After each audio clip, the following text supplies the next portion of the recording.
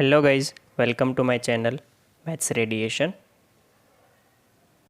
Hello students, आज के video में हम देखने वाले हैं distance between two parallel lines and distance between two skew lines. अभी यहाँ पे मैं एक चीज़ आपको समझा रहा हूँ, अभी ध्यान से समझना। ये है distance between two skew lines and ये जो है ये है distance between two parallel lines. हम जो बात कर रहे हैं वो परपेंडिकुलर डिस्टेंस की बात कर रहे हैं। तो इसमें नया वर्ड आपके लिए जो है वो अभी के लिए ये है कि ये स्क्यू लाइंस क्या होता है। जब तक हम 2D में बात कर रहे थे तो हमारे पास दो ही ऑप्शन थे। एक तो पैरेलल लाइंस, मतलब कि वो लाइंस जो कभी एक दूसरे को इंटरसेक्ट नहीं करती हो, और दूसरा ऑप्शन था कि इंटरसेक्टिंग लाइन। बराबर। बट जब 3D में बात करते हैं हम तो हमारे पास तीन ऑप्शन होता है। एक तो हो जाता है इंटरसेक्टिंग लाइन, दूसरा हो जाता है पैरेलल लाइंस एंड तीसरा हो जाता है स्क्यू लाइंस। इंटरसेक्टिंग लाइन और पैरेलल लाइन समझाने की ज़रूरत नहीं है, आपको मैं सिर्फ और सिर्फ स्क्यू लाइन के बारे में समझाऊंगा, जो आपको पता होना चाहिए और लिखा भी होना चाहिए। Lines which are neither parallel nor intersecting. ऐसी लाइंस है जो कि पैरेलल भी नहीं है और इंटरसेक्टिंग भी नहीं है, वैसी लाइन को हम क्या बोलेंगे? Skew lines. एग्जाम्पल के तौर पे अगर मैं आपको यहाँ पे समझाऊँ, ध्यान से देखना।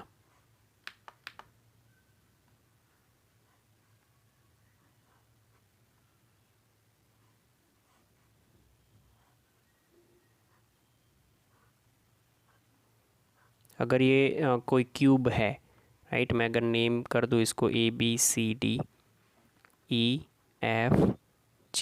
एंड H, तो मैं जो भी साइड यहाँ पे लिख रहा हूँ वो समझना AD। ये AD साइड जो है वो अगर हाईलाइट करनी है तो इसको हाईलाइट कर देते हैं हम। ये इस साइड की बात कर रहा हूँ, AD साइड जो है वो और दूसरी जो मैं लिख रहा हूँ वहाँ पे ये समझना EH, दिस वन। ये आप एक दूसरे को एक्सटेंड करते ही जाओ, ये ना तो कभी इंटरसेक्ट होगी और ना ही कभी इंटरसेक्ट होगी, ना ही कभी इंटरसेक्ट होगी एक दूसरे से और ना ही ये पैरेलल मानी जाती है। बराबर। तो ऐसी जो लाइन है उसको हम बोलेंगे स्क्यू लाइंस। तो स्क्यू लाइंस के बीच का शॉर्टेस्ट डिस्टेंस जो होता है, ऑलवेज रिमेंबर, वो दोनों को परपेंडिकुलर होता है। तो perpendicular distance is perpendicular to both the lines. perpendicular distance is along the perpendicular direction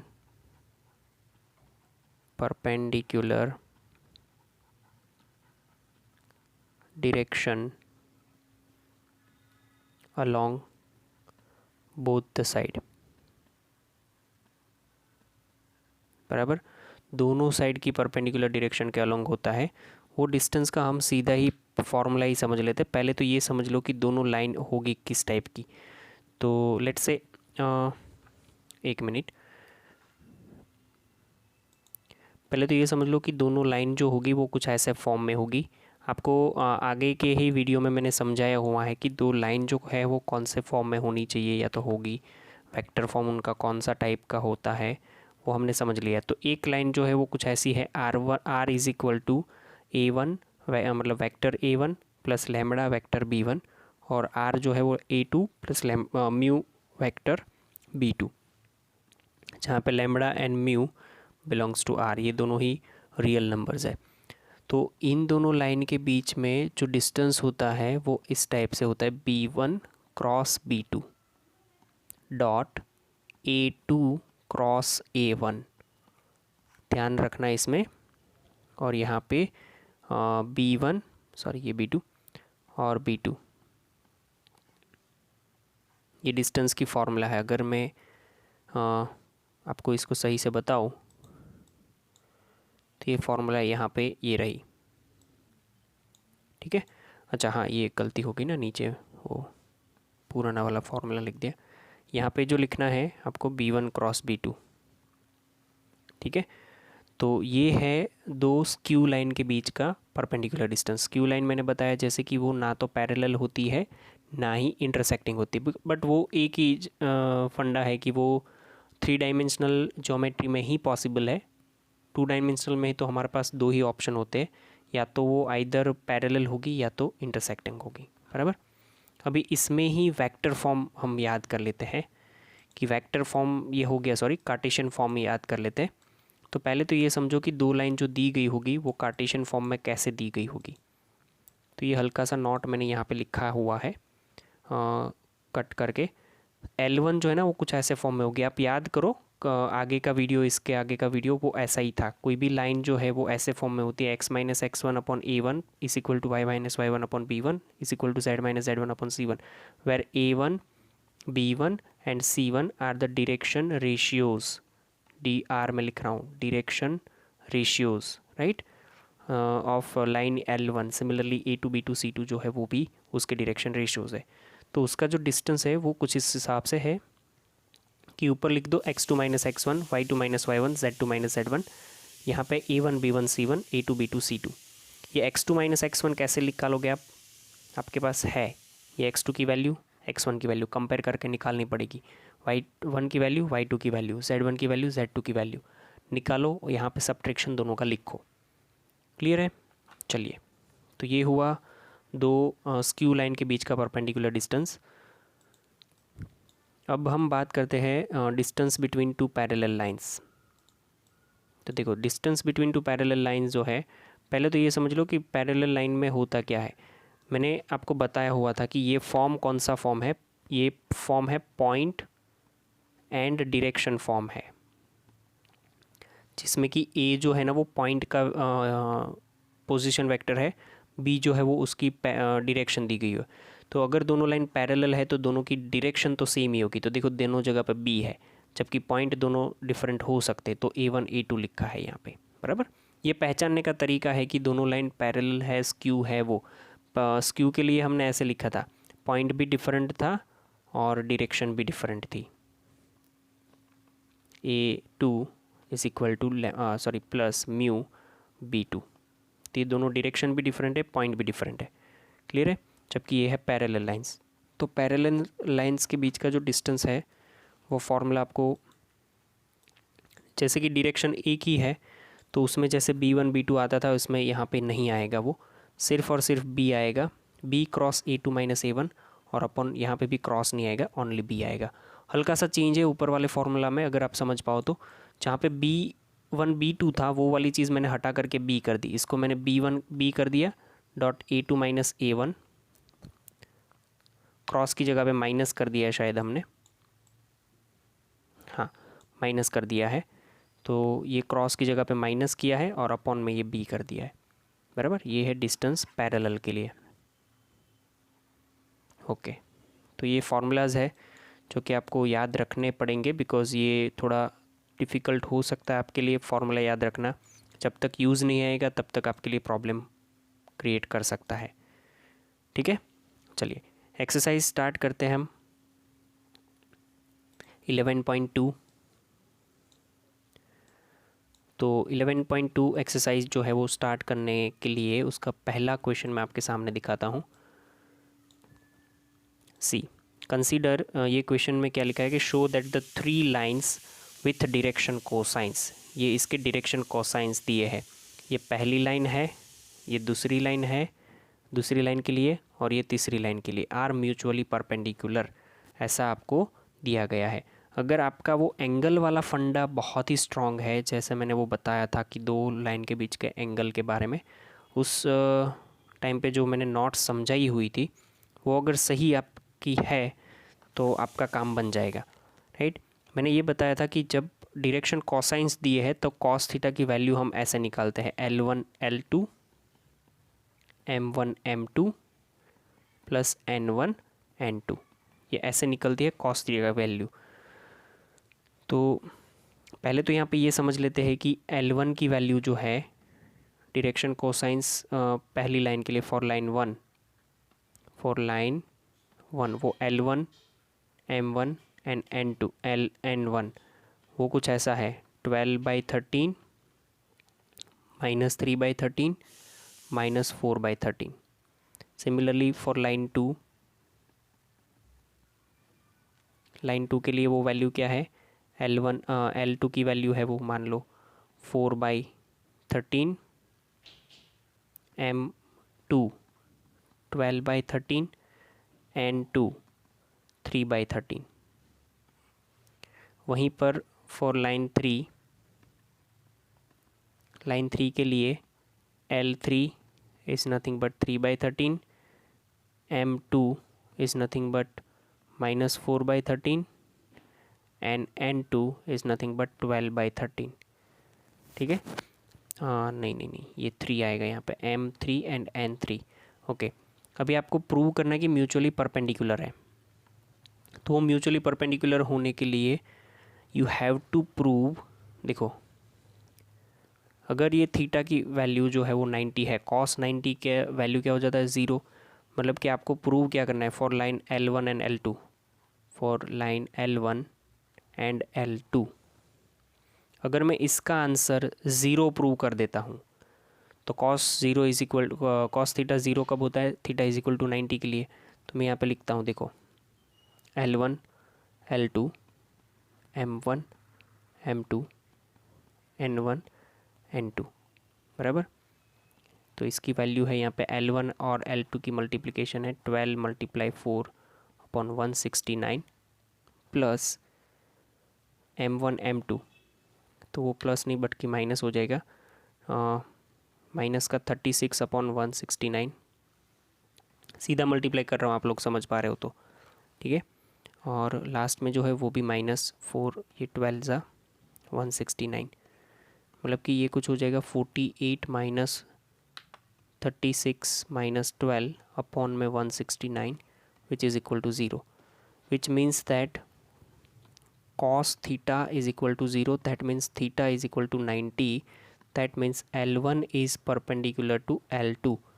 similarly आपको L2 एंड L3 के लिए भी सेम प्रूव करना है, L3 एंड L1 के लिए भी सेम प्रूव करना है, एंड देन आफ्टर यू लिख सकते हो कि L1 L2 and L3 mutually perpendicular है।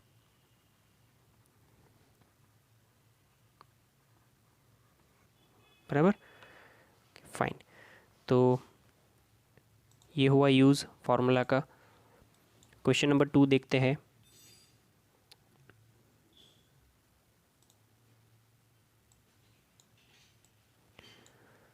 Show that the line through the point 1, -1, 2, 3, 4, -2 is perpendicular to the line करके क्या लिखा है, थ्रू द पॉइंट 0, 3, 2 एंड 3, 5, 6। ठीक है, तो वो आपको समझना है। ओके फाइन, तो पहले तो समझ लो कि लाइन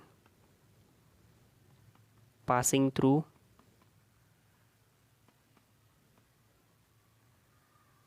अगर 2 पॉइंट लिखे 1, -1 एंड 2 एंड 3, 4, -2, राइट, उसके direction ratios for the line passing through this direction ratios,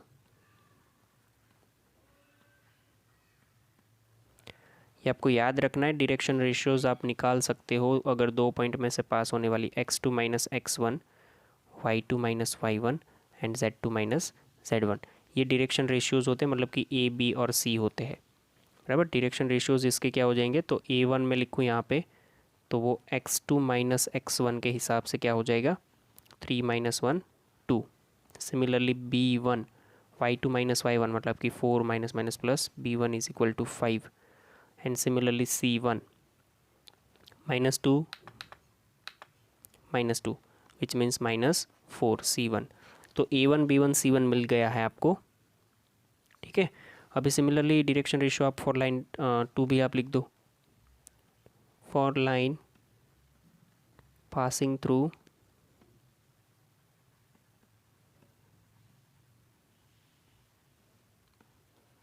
0,3,2 and 3,5,6. तो direction ratios will be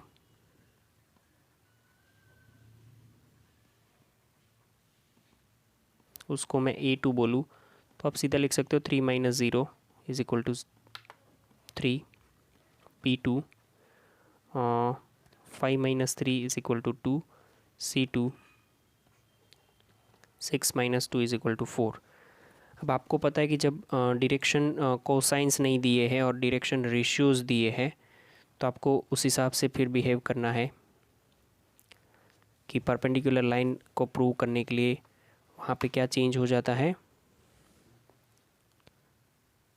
तो देखो A1 A2 plus B1 B2 plus C1 C2 इसको आपको प्रूव करना है. We have to prove is equal to 0 बराबर, तभी जाके कॉस थीटा 0 होता है, मतलब कि थीटा इज इक्वल टू 90 हो जाता है.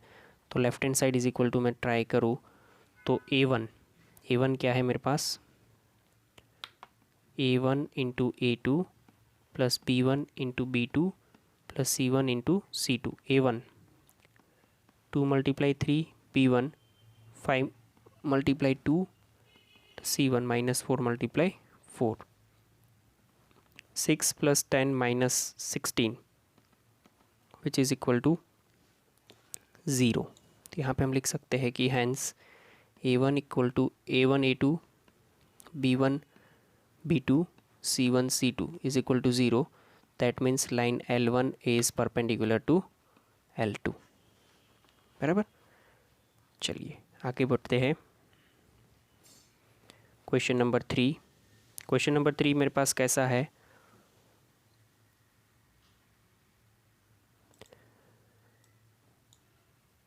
समझो इसको. Show that the line through the point this is parallel to the parallel line through the point this. Okay, तो सेम ही करना है इसमें भी. हम पहले तो डायरेक्शन कोसाइंस फाइंड कर लेंगे कि direction cosines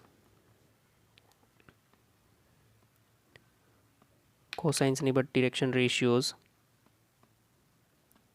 for line L1 passing through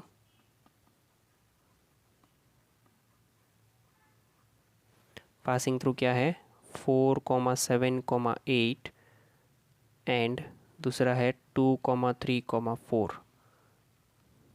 यहाँ पे लिखते हैं direction ratios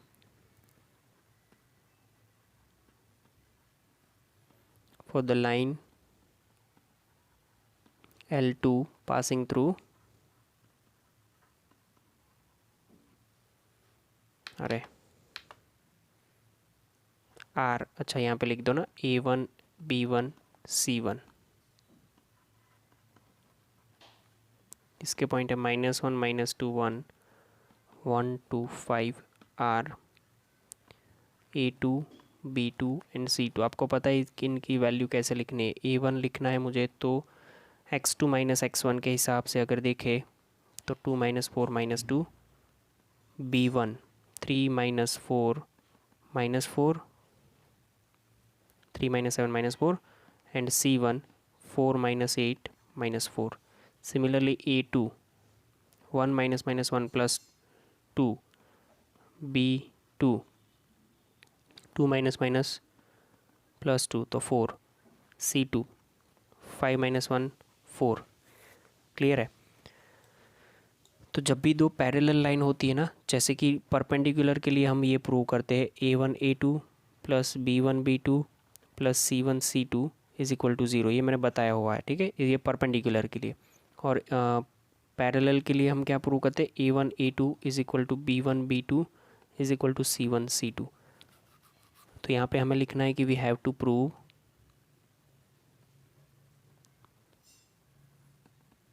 A1 upon A2 is equal to B1 upon B2 is equal to C1 upon C2. So पहले A1 अपॉन A2 निकालो.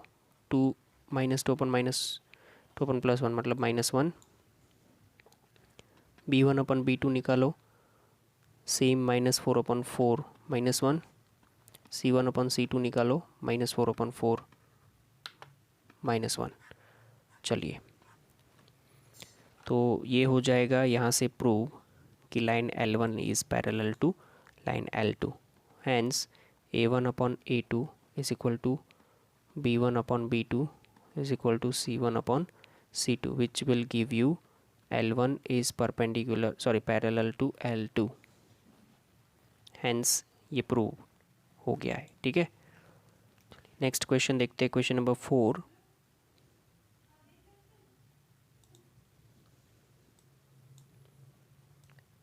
तो क्वेश्चन नंबर 4 क्या है कि find the equation of the line which passes through the point, ये दिया गया है 1, 2, 3 and parallel to the vector ये।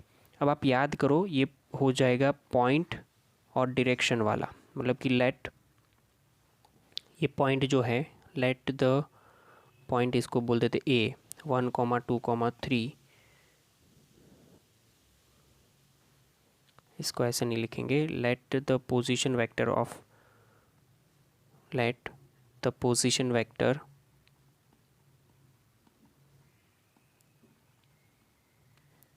of point A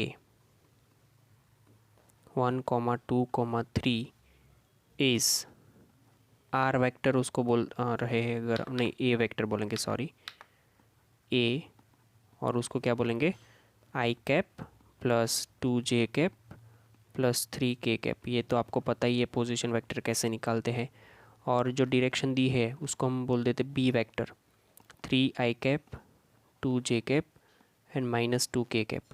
तो आपको पता है कि equation of line is nothing but R is equal to A vector plus lambda B vector. तो A वेक्टर क्या है, I cap 2J cap 3K cap plus ये लैम्बडा। B वेक्टर क्या है, 3I cap 2J cap -2K cap. बराबर, यहाँ तक clear हो जाएगा आपको। तो इसको फिर सॉल्व करने की कोई ज़रूरत नहीं है, ये आपका आंसर हो जाएगा कि this is the equation of the line. अच्छा, ये वेक्टर फॉर्म हुआ, ये क्या हुआ, वेक्टर फॉर्म। अब आप इसको ही, अगर पूछा नहीं है बट कार्टेशियन फॉर्म अगर पूछा होता, कार्टेशियन फॉर्म अगर इसका पूछा होता तो आपको लिखना पड़ता है इसका कार्टेशियन फॉर्म। कैसे लिखते वो कार्टेशियन फॉर्म, वो ज़रा याद कर लो कि आपके पास जो इक्वेशन थी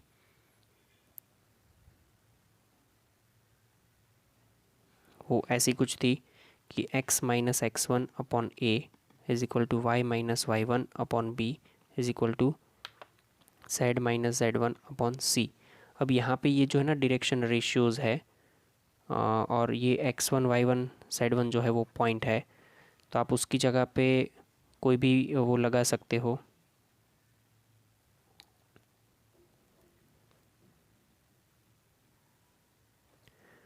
मतलब कि ये डायरेक्शन रेशियोज़ जो है वो किसके है, बी वेक्टर के, बराबर। और ये पॉइंट कौन से है, ए वेक्टर के पॉइंट है, जो पॉइंट दिया गया है। तो इसको अगर लिखना है तो कैसे लिखेंगे, देखो वही चीज़ हम लिख रहे हैं, x-1 upon 3, y-2 upon 2, z -3 upon -2।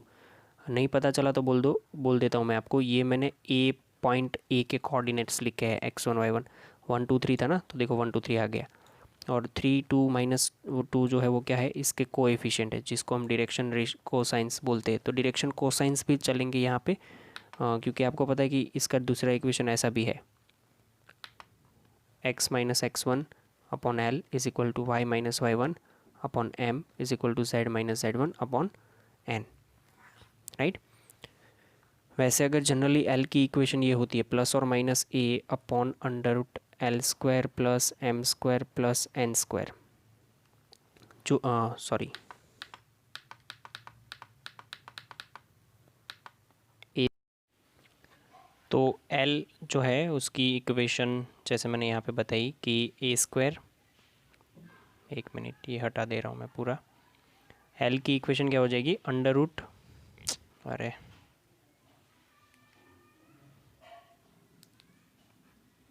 Plus और minus under root A square plus B square plus C square. आपको बहुत अच्छे से पता होना चाहिए कि एल जो है वो डायरेक्शन कोसाइंस है, DCs, right, and A B C जो होते हैं वो डायरेक्शन रेशियोज है, राइट, वो आपको पता होना चाहिए। ठीक है, चलो क्वेश्चन नंबर 5 समझ लेते हैं। We have question number 5 like this.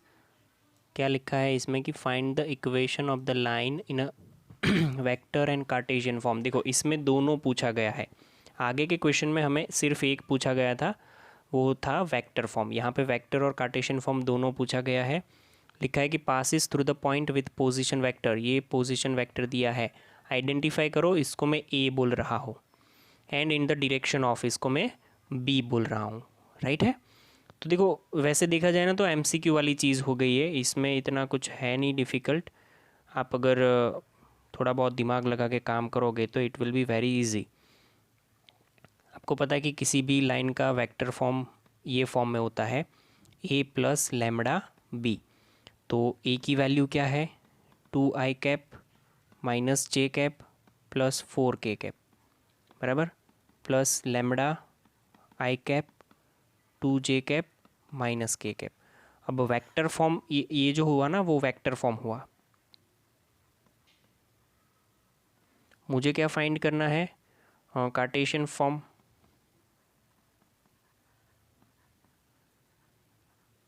ठीक है, चलो तो कार्टेशियन फॉर्म फाइंड करने के लिए हम थोड़ा समझ लेते हैं आगे, जैसे समझा था वैसे, कि कार्टेशियन फॉर्म की इक्वेशन कुछ ऐसी रहती है, x minus x1 upon a is equal to y minus y1 upon b is equal to z minus z1 upon c।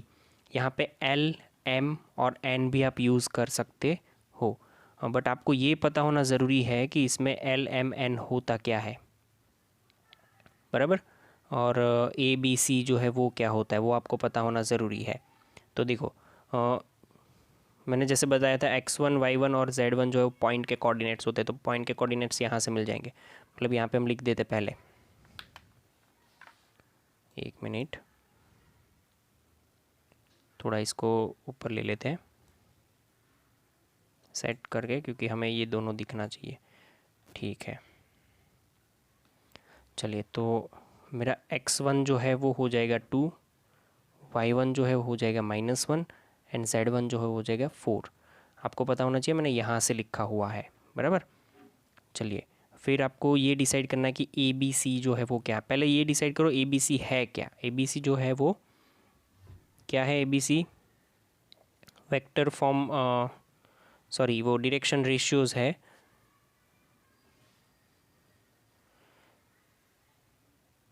तो इसको मैं क्या करूँ कि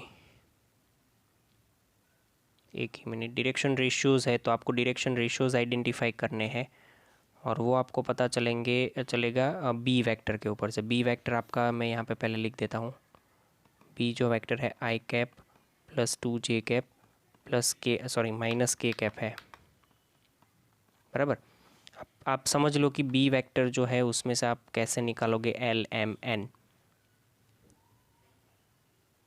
राइट। तो यहाँ से आपको एल, एम, एन निकालने की ज़रूरत नहीं, ये एल जो है आपका 1 है, एम जो है 2 है, और एन जो है वो -1 है।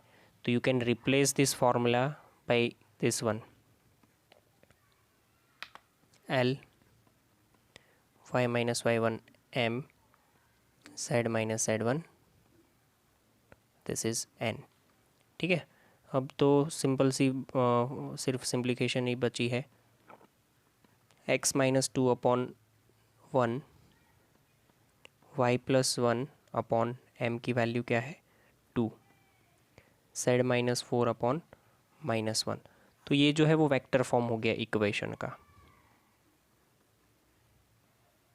धीरे धीरे आप समझ जाओगे कि इसमें सारा खेल जो है वो फार्मूला का है, और जैसे ही आप थोड़ा बहुत फेमिलियर होते जाओगे फार्मूला से, it will be easy to calculate. Now we will discuss the question number 6। What is it? Question number 6 is about find the Cartesian equation of the line passing through the point. अच्छा देख लो, ये point दिया गया है हमें, तो इसका मतलब कि लेट द पोजीशन वेक्टर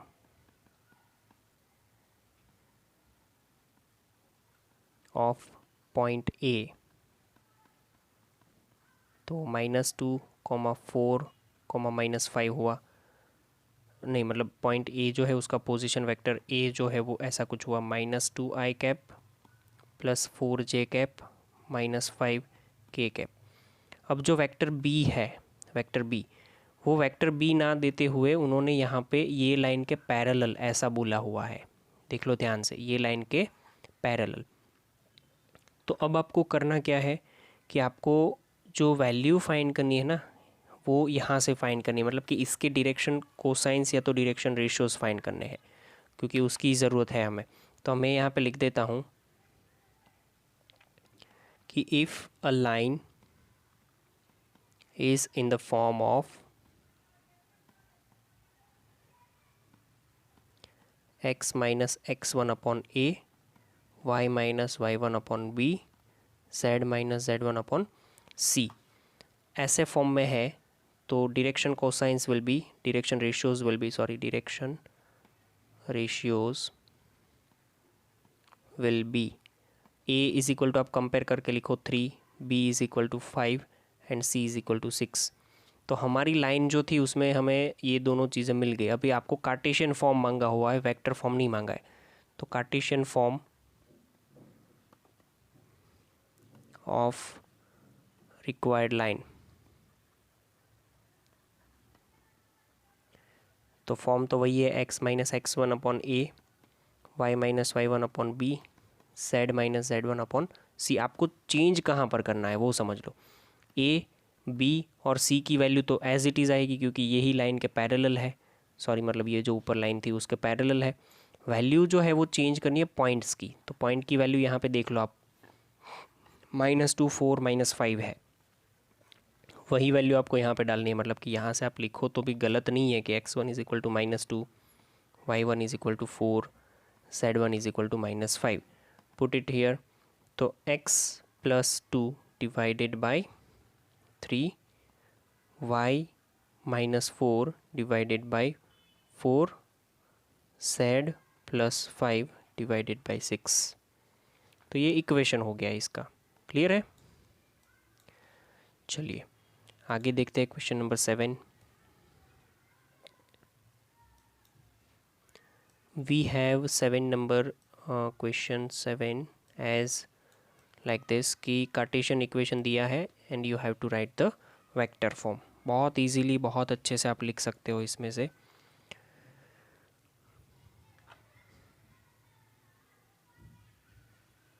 देख लीजिए, तो इसको मैं मतलब लिख रहा हूँ यहाँ पे कि x minus 5/3 is equal to y plus 4/7 is equal to z minus 6/2। तो कंपेयर कर लो इसको, कंपेयरिंग विथ, हमारे पास है x माइनस x1/a नहीं, बट अभी हम डायरेक्शन कोसाइंस यूज़ करेंगे because we have to write vector b, y plus 4/7 and z minus 6 अरे y minus y1/m, z minus z1/n। तो आपको यहाँ से value x1 y1 z1 and lmn की वैल्यू मिलेगी। x1 की वैल्यू क्या हुई देखो, 5, y1 is -4 and z1 is 6। Similarly l is equal to 3, m is equal to 7 and n is equal to 2। ठीक है, तो your a vector will be x1 i cap, y1 j cap, z1 k cap. मतलब कि ये हो जाएगा 5 i cap -4 j cap 6 k cap. Same वैसे ही a तो हो गया ना, अभी आपको कौन सा करना है, b vector which is l i cap, m j cap, n k cap. तो ये हो जाएगा 3 i cap 7 j cap plus 2 k cap. Okay, तो कौन सा फॉर्म, वेक्टर फॉर्म लिखना है हमें लाइन का, वेक्टर फॉर्म ऑफ लाइन। क्या हो जाएगा वो R। तो हमें पता ही है कि इसका जो वेक्टर फॉर्म है कुछ ऐसा है कि R vector is equal to A plus B vector. A और बी दोनों वेक्टर आपके पास है, 5i cap 4j cap plus 6k cap lambda 3i cap plus 7j cap plus 2k cap, बराबर। तो ये वेक्टर फॉर्म हो गया जो लाइन हमारे पास मांगी थी उसका, ठीक है। चलिए फाइन, अब आगे का क्वेश्चन देखते हैं, क्वेश्चन नंबर 8। क्वेश्चन नंबर 8 ये है कि find the vector and Cartesian equation of the line pass through the origin and ये, मतलब ये इसमें जो आपको बोला है ना वो दो लाइन में से पास हो रहा है, सॉरी दो पॉइंट में से पास हो रहा है। तो वो आपको अच्छे तरह से पता है कि x माइनस x1 बराबर upon x2 minus x1, y minus y1, y2 minus y1, z minus z1, z2 minus z1, ये फॉर्म में हमारा वो रहता है। जनरली ये कौन सा फॉर्म होता है, कार्टेशियन, बराबर, कार्टेशियन फॉर्म। तो आपके पास ओरिजिन है एक पॉइंट, तो ये हो जाएगा 0,0,0 और दूसरा ये 5 2 और ये जो है वो, तो हम उसका अगर सिंप्लीफाई करके लिखें तो आपको पहले तो वेक्टर फॉर्म लिखना है और बाद में ये लिखना है वैसे जनरली, बट कोई इश्यू नहीं है, आप वैसे इसका भी लिख सकते हो। तो देखो x1 y1 और z1 जो है वो मैं xy 0,0,0 को ले लूँ मैं, तो ये x minus 0 upon 5 minus 0, y minus 0 upon -2 minus 0, z minus 0 upon 3 minus 0, which will give you x upon 5 is equal to minus Y upon 2 is equal to z upon 3। वैसे ये -2 इधर लगाना पड़ेगा। तो ये वेक्टर कार्टेशियन फॉर्म हो गया। Vector form के लिए तो आपके पास ये a वेक्टर जो है वो तो आपका पता ही है कि ओरिजिन है, तो उसको हम क्या लिखेंगे, 0i cap plus 0j cap plus 0k cap. और इसकी जो फार्मूला होती है दो पॉइंट में से पास होने की वो ये होती है a cap plus lambda b vector minus a vector. तो ये काम अगर आप यहाँ पे करोगे 0i cap 0j cap 0k cap plus lambda b minus a, आप अगर a माइनस भी कर दोगे ना तो वो वही बचेगा b minus a, because a जो है वो पूरा 0,0,0 ही है। सीधा आंसर यहाँ पे लिखूँगा 5i cap minus 2j cap plus 3k cap, बराबर। ओके, 9th क्वेश्चन जो है वो होमवर्क में है, 1 to 9 क्वेश्चन ख़त्म करने हैं और वो मुझे होमवर्क में सेंड करने। यहाँ तक रखते हैं, थैंक यू। तो गाइज थैंक यू।